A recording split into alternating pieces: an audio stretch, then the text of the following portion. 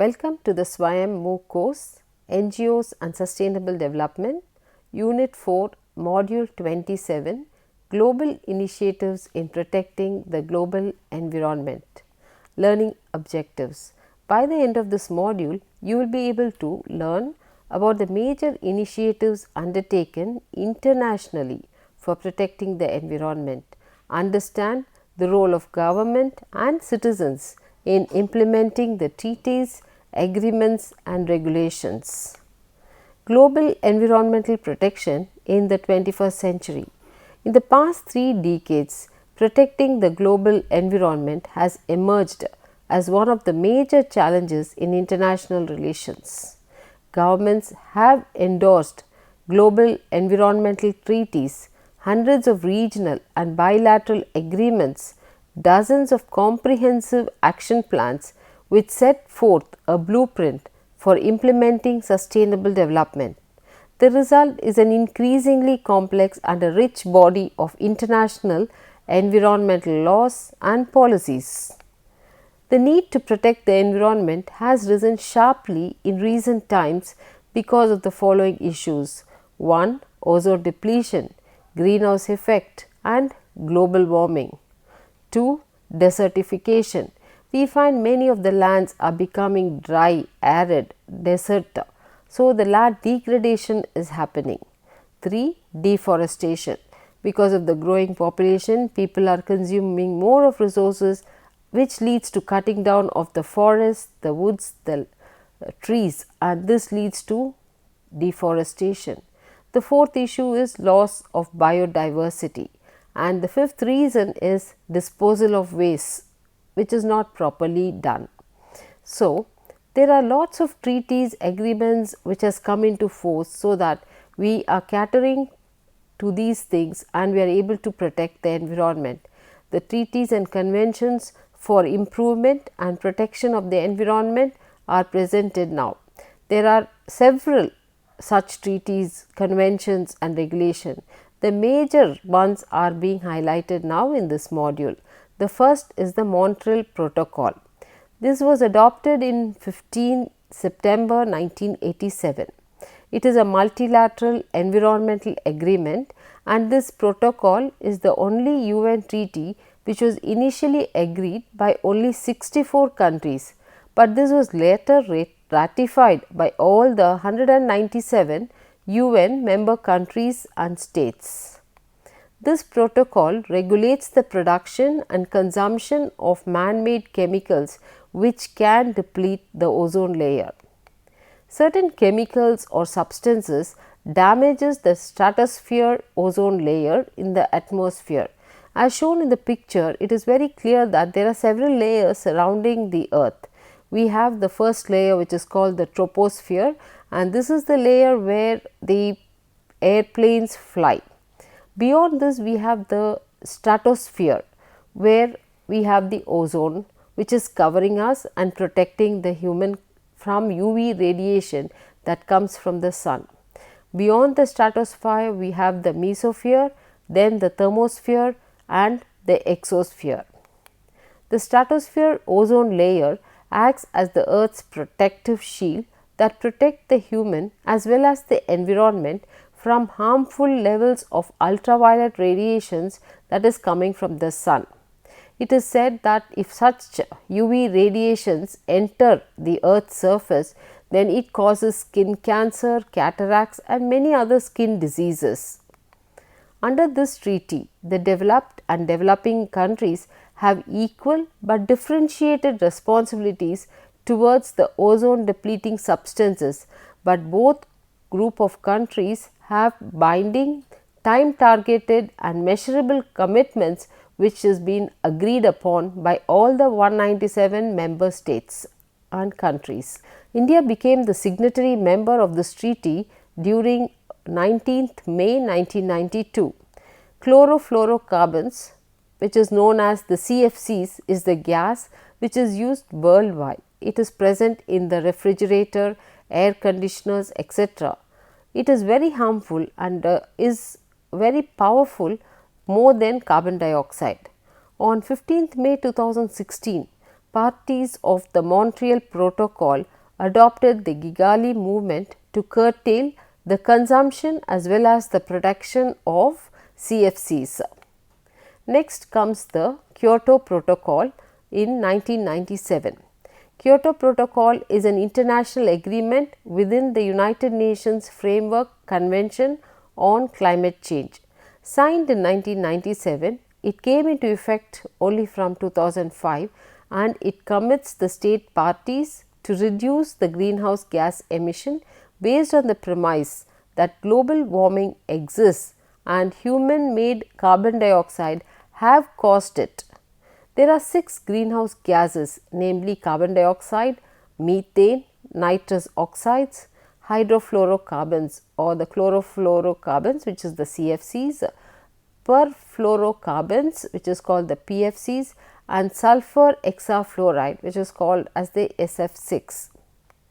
This is a first of its kind agreement which has currently 192 parties to it, which divides the countries as annexed and non-annexed countries, thus distinguishing it as developing and developed world in combating the climate change. The third one is the Paris Agreement, which came into effect in 2015. It is an agreement within the United Nations Framework Convention on Climate Change, which focuses on reducing again the greenhouse gas emission. This is replaced by its predecessor, the Kyoto Protocol, which is also an international treaty for similar purposes, and the Kyoto Protocol had a second commitment between 2013 to 2020. It was adopted by consensus by 195 state parties on 12th December 2015 at the 21st Conference of Parties of the UNFCCC in Paris. This agreement went into effect from 4th November 2016. In the whole world, India stands third after China and US when it comes to the emission of greenhouse gases as of May 2019. The fourth convention or the agreement is the Kyiv Protocol on pollutant release and transfer registers. On 8th October 2009, it became an international law and is the only instrument which is legally binding upon the parties. The objective of this protocol is to increase public access to information through the formation of a systematic pollutant release and transfer registers. The fifth is the Vienna Convention for the Protection of the Ozone Layers, which was held during 1985. This convention was agreed in 1985 and it came into force on 22nd September 1988. It is a multilateral agreement. The Vienna Convention and its Montreal Protocol are the first and the only global environmental treaties to obtain universal acceptance with 197 member countries. The sixth one is the Aarhus Convention. This United Nations Economic Convention for Europe, Convention on access to information, public participation in decision making, access to justice in environmental matters is often referred to as the Aarhus Convention.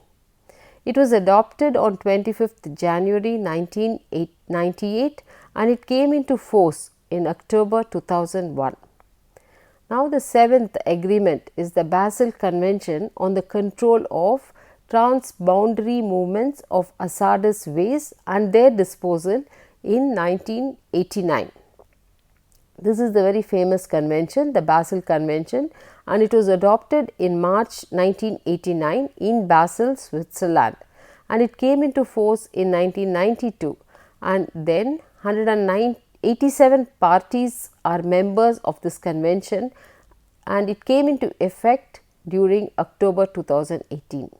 It is an international treaty which formulated plans against the adverse effects of hazardous waste in order to protect human health and the environment. Further to it, we have the Basel Ban Amendment in 1995. This amendment intends to prohibit the export of or dumping of hazardous waste for any purpose in the developing countries. After Croatia ratified to this amendment on 6th September 2019, it has become an international law. Some countries who haven't ratified this agreement include US, Canada, Japan, Australia, New Zealand, South Korea, Russia, India, Brazil and Mexico. The eighth one is the Berne Convention, and this convention is on the conservation of European wildlife and natural habitats. This convention is binding international legal instrument. The purpose of introducing this convention was to protect and conserve the species of flora and fauna and also their habitats. After the discussion at the Council of Europe, the Berne Convention was introduced and has been in force since 1982. The ninth convention was on biological diversity, which was held in 1992. This convention provides a legally binding framework which came into force in 1993 with the purpose to conserve biodiversity and use biodiversity feasibly. This convention on biological diversity was signed by over 150 governments, and it was a fallout of the Rio Earth Summit of 1992, and it came into effect from 1993. It is a multilateral treaty with three main goals: conservation of biological diversity, sustainable use of its components, fair and equitable sharing of benefits arising from genetic resources. Its objective is to develop national strategies for conservation and sustainable use of biological diversity. It is a key document regarding sustainable development. India, giving effect to the provision of this convention, enacted the Biological Diversity Act in 2002, which also provides a framework in order to tackle the issues related to biodiversity. The 10th protocol was the Cartagena Protocol on Biosafety. It is an international agreement which aims to ensure safe handling, transport and use of living modified organisms known as the LMOs, resulting from modern biotechnology that may have adverse effect on the biological diversity, taking into account its risks on human health. It was adopted in 2000 and it came into effect from 11th September 2003. The 11th Convention was on international trade on endangered species of wild fauna and flora, which is commonly known as CITES. CITES establishes international controls on global trade in endangered or threatened species of animals and plants. CITES prohibits all commercial trade in wildlife species threatened with extinction. The 12th Convention was on long range transboundary air pollution, which is known as the CLR-TAP. This convention came into force on 16th March 1983. The aim of this convention was the contracting parties need to make effort to protect the environment against any adverse effects with regard to pollution. They need to ensure that the release of air pollutants is controlled through the transport across borders. The 13th Convention was on the conservation of migratory species of wild animals called as the CMS. This convention is an international treaty under the aegis of the United Nations Environment Programme, that is the UNEP. It came into force from the 1st November 1983. Since 1983, India is a party to this convention. The primary focus of this convention is to provide for the conservation and the sustainable use of migratory animals and their habitats. The 14th Convention is the European Landscape Convention of the Council of Europe. Initially it was for Europe. The European Landscape Convention based on the Council of Europe, known as the Florence Convention, is the first international treaty to be exclusively devoted to all aspects of European landscape. But later, by agreeing to this convention, people all across the globe agree to have agreed to this convention, and hence the landscape convention becomes applicable across the globe. The convention is aimed at the protection, management and planning of all landscapes and raising awareness on the value of having good standard of living. The 15th is the Minamata Convention on Mercury. This convention is a global treaty which is entered and came into force from 16th August 2017 and is implemented in 105 countries, which also includes India, from March 2019. This convention is to protect humans and the environment from the dangerous side effects because of mercury. The 16th convention is the Ramsar Convention on Wetlands. This convention is an intergovernmental treaty adopted on 2nd February 1971 and it entered and has come into force from 21st December 1975. It provides a framework for international and national cooperation so that they can achieve sustainable development throughout the world by taking efforts towards the conservation and judicious use of the wetlands. As of January 2016, 170 nations have joined the convention as contracting parties. They help or contribute to the high mass of birds, mammals, reptiles, amphibians, fish, invertebrate species. Overexploitation of the freshwater resources by human puts all other people as well as the environment and the aquatic organisms at risk. By degrading the wetlands, the certainty to avail access to safer water, human health, food production, economic development and geopolitical stability becomes very difficult.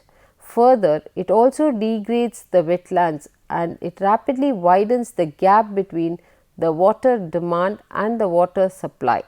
The 17th convention is the Stockholm Convention on Persistent Organic Pollutants. This convention is a legally binding international treaty which was adopted on 22nd May 2001 in Sweden and it came into force on 17th May 2004. Its objective is to protect human health and the environment from the dangerous outcomes from the organic pollutants such as pesticides, industrial chemicals, aldrin, etc. The 18th convention is the United Nations Framework Convention on Climate Change. This is a very important convention which was held. It is an international environmental treaty which was signed and it was held during 9th May 1992 and it was open for signature at the United Nations Conference on Environment and Development. So, this is the convention which is famously known as the Earth Summit 1992. Almost every country on the earth had ratified this convention. All the agreements, all the treaties that was passed in this convention was ratified and agreed to by all the member nations. The 19th is the World Heritage Convention. This convention was adopted by the United Nations Educational, Scientific and Cultural Organization, which is known as the UNESCO, in 1972. And as of 31st January 2016, 193 state parties including India have ratified to this convention. The primary objective of this convention is to protect the world's natural and cultural heritage. 20th convention is the United Nations Conventions to Combat Desertification. The convention to combat desertification in countries which is experiencing serious droughts results in desertification, the land becoming like deserts. It promotes an integrated approach to manage the problems posed by dry land ecosystem and encourages developed nations to support such efforts internationally. The convention came into effect in 1996 and has around 120 parties who have agreed to this convention to abide by the agreements made during this convention. Now, there are several organizations that support and helps in the formulation of the treaties, regulations and laws. Some of the international organizations who deal with the environmental protection include the Earth System Governance Project, which is the ESGP, the Intergovernmental Panel on Climate Change known as the IPCC, the World Nature Organization, which is the WNO, the United Nations Environmental Programme, which is UNEP, International Union for Conservation of Nature IUCN, Global Environmental Facility known as the GEF, and the International Carbon Action Partnership. Now, let us see what is the role of each of these international organizations in protecting our environment. Now, let us take the Earth System Governance Project, which is known as the ESGP. The Earth System Governance Project is a long-term interdisciplinary social science research program originally developed under the auspices of International Human Dimensions Program on Global Environmental Change. It started in January 2009. The second international organization is the very famous IPCC, which is the Intergovernmental Panel on Climate Change. Intergovernmental Panel on Climate Change is a scientific and intergovernmental body under the auspice of United Nations dedicated to the task of providing the world with an objective scientific view of climate change and its political and economic impacts. It provides scientific, technical and socio-economic information relevant to understanding the risk of human induced climate change, its potential, the impact and the options for adaptation and mitigation. The third international organization is the World Nature Organization. The World Nature Organization, or the WNO, is a NGO dedicated to the protection of the environment at the international level. Its main focus is on energy efficiency, climate protection, sustainable development as well as a sustainable energy supply. As a permanent platform, the WNO tries to build bridges between business interests as well as development and environmental protection, while at the same time making economic value of the nature very apparent. WNO addresses the critical challenge of global threat to soil, ocean, forests, water as well as air. The fourth international organization is the UNEP, the very famous United Nations Environment Programme. It is a leading global environmental authority that sets the global environmental agenda.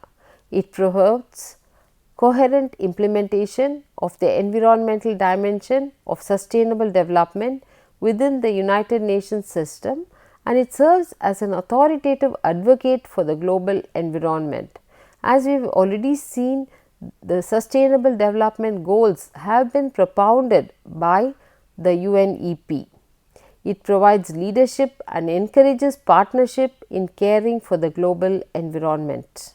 The fifth international organization is the International Union for Conservation of Nature, which is the IUCN.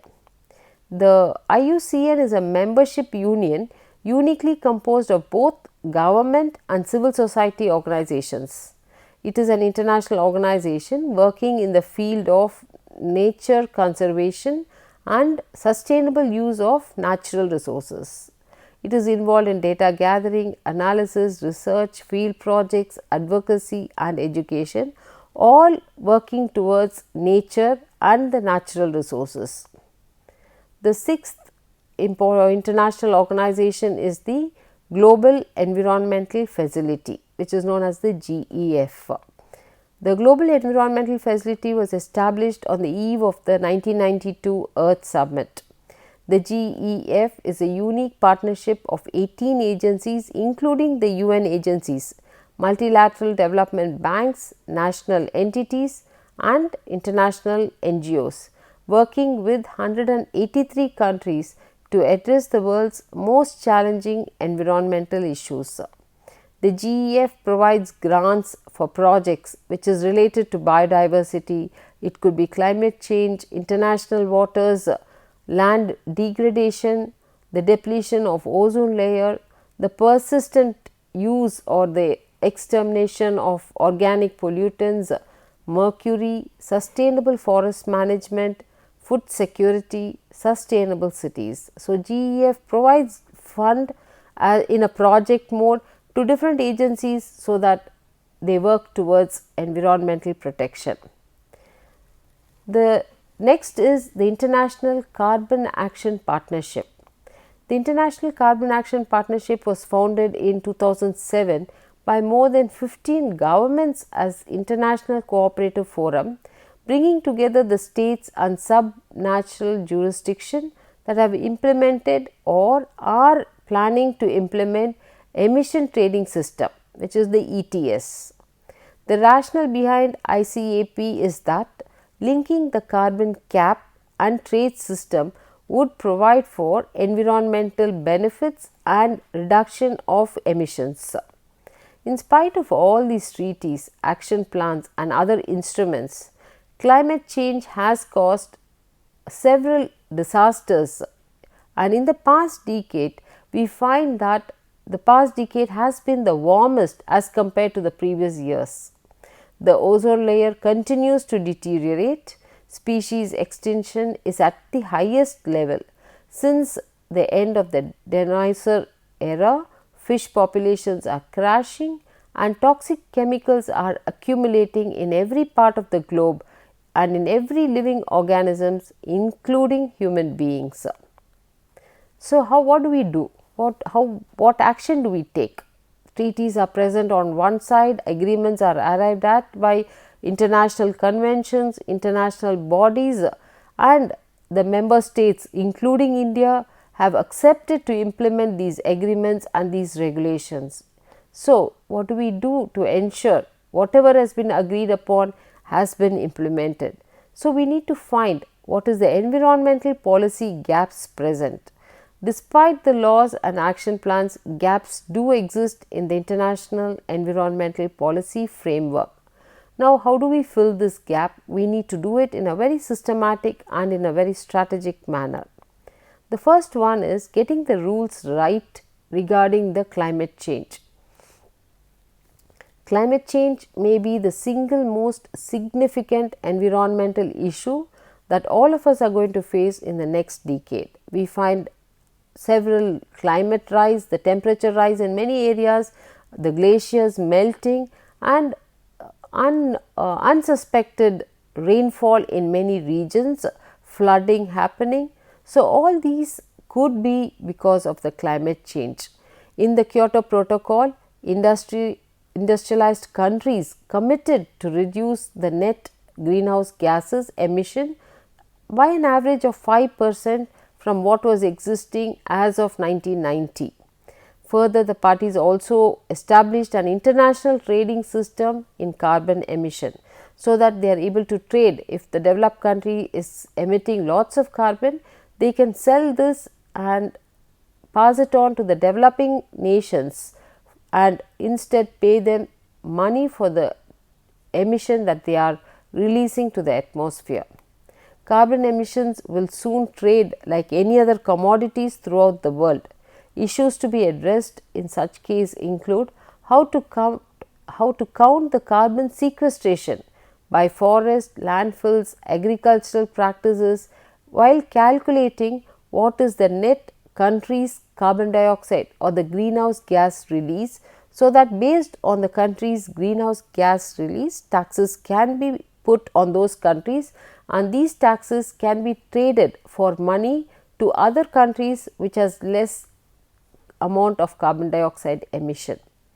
Next is how to facilitate this trading of carbon emission credit between the countries. So, if country A is a developed country and has got a high tax levied because of lots of greenhouse gases, country B may be a developing country which does not emit greenhouse gases, then for the amount of greenhouse gases they have emitted, they can pay money to this developing country B so that they can trade the carbon that it is on their account to the developing country which has no carbon, which has no greenhouse gas emission. So, this trading can be given, and how are we going to do this trading is the issue which we may face in the coming decade. How to monitor and enforce such a trading system will be the third issue that we need to ensure and take care of. The second principle to ensure that we agree to the regulations, the policies and laws that has been agreed upon in the international convention is imposing a liability and providing compensation if people do not follow or accept to these agreements and laws. Few international environmental regimes have addressed the question of liability and compensation for the harm caused to the environment. Even where liability issues have been generally acknowledged in the international law, example, damage that is caused by transboundary shipments of hazardous waste, yet it is not possible to operationalize this concept of liability, since when such things are taken up, usually they come to a deadlock. So, to ensure that we agree to these agreements and we not only sign such agreements, it does not only stay in the paper, it also has to reach the implementing phase so that it reaches the bottom line. Every individual has to put in their heart and soul to ensure this agreement becomes a success in the long run. Everyone, the government, the regulating bodies, industrial bodies, NGOs, communities, the general public all need to ensure that we safeguard our environment, since it is our future which we leave for the future generation. Now, let us see some questions and answers. Question 1. What are the global environmental policies? Answer. International environmental policy covers a number of issues: climate protection, sustainable energy policy, preservation of biological diversity, and conservation of forests, seas and soils. Further related topics such as desertification, sustainable waste management and protection against hazardous substances are all covered under the environmental policy laws and regulations. What are the 5 things government can do to help the environment? Government can do several things, but we are just listing the most important that the government can do to protect our environment. 1. Encourage environmentally friendly employee practices like switching off the lights when we are not using it, not going in for any fossil based industrial production. So, government can implement it. 2. Make environmentally friendly changes in the local government facilities. 3. Foster clean commute initiatives. Transportation like mass transportation system can be brought in rather than single person driving a single vehicle. The 4th is software solutions can help to reduce the local government carbon footprint. So, the software can tell us how much carbon footprint we are making and how do we reduce this carbon footprint so that we are able to save our environment. Question 3. What role does the United Nations play in environmental policy? Since the inception in 1972, the United Nations Environment Programme, which is the UNEP, a very famous, very internationally advocacy body, has been the global authority that sets the environmental agenda, promotes the coherent implementation of the environmental dimension of sustainable development within the framework of United Nations systems. It serves as an authoritative advocate. It lays down the 17 SDG goals and it goes ahead to establish the targets, the indicators and the goals so that we are able to measure and ensure we achieve sustainable development while protecting our environment. To summarize, in this module, we have learnt about the major initiatives undertaken internationally for protecting our global environment. We understood the role of government, citizens in implementing the treaties, agreements, regulations, laws. So, it is our responsibility, each person's responsibility, to cooperate with the government so that we have a safe environment for the future generations. Thank you.